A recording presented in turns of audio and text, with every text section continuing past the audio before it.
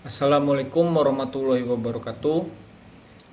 Sebelumnya, saya Farel Pratama dengan NPM 2421010012 akan mempresentasikan materi dari kelompok 4 yang berjudul aksiologi. Pertama-tama saya akan menjelaskan pengertian epistemologi. Lalu saya akan menjelaskan bagaimana peran aksiologi dalam membentuk pandangan etis dan nilai dalam kehidupan sosial, dan hubungan aksiologi dan epistemologi dalam teori pengetahuan, penerapan nilai-nilai aksiologi dalam kehidupan sehari-hari, aliran atau pendekatan dalam studi aksiologi, peran aksiologi dalam membentuk moralitas individu dan masyarakat, dan yang terakhir kesimpulannya. Pertama, pengertian epistemologi. Pengertian secara etimologi, kata aksiologi berasal dari bahasa Yunani yang terdiri dari dua kata, yaitu aksios yang berarti layak atau pantas dan logos yang berarti ilmu atau studi mengenai. Selain itu, nilai juga berasal dari bahasa Latin valere yang berarti berguna, mampu akan berdaya, berlaku atau kuat, yang bermakna kualitas sesuatu hal yang menjadikannya dapat disukai, diinginkan, bermanfaat atau menjadi objek kepentingan. Lalu bagaimana peran aksiologi dalam membentuk pandangan etis dan nilai dalam kehidupan sosial?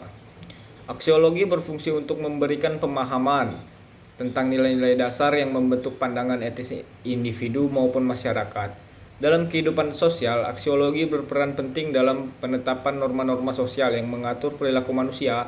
Pandangan etis yang terbentuk dari aksiologi akan menentukan bagaimana individu dan kelompok bertindak dalam berinteraksi dengan orang lain.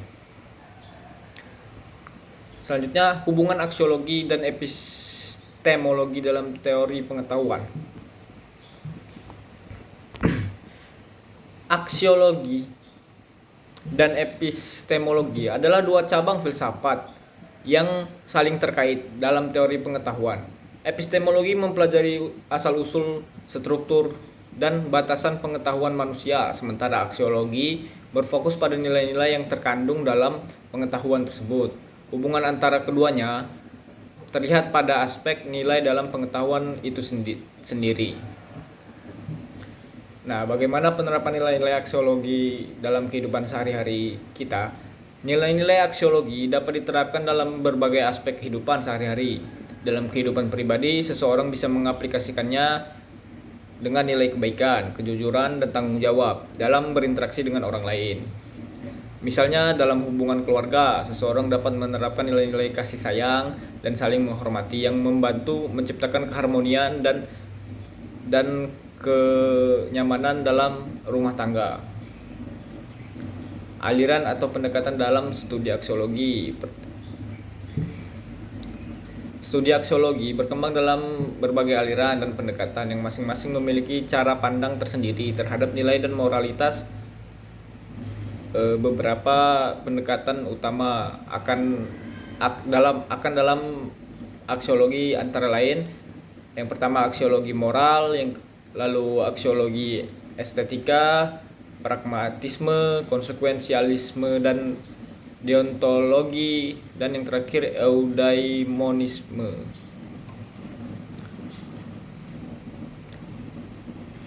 Peran aksiologi dalam pembentukan moralitas individu dan masyarakat. Aksiologi memiliki peran fundamental dalam pembentukan moralitas baik pada tingkat individu maupun masyarakat.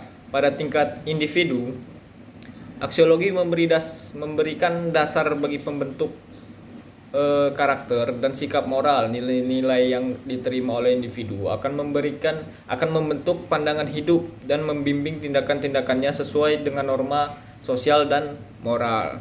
Jadi kesimpulannya, aksiologi sebagai cabang filsafat yang mempelajari nilai sangat penting dalam membentuk pandangan etis dan moralitas individu serta masyarakat.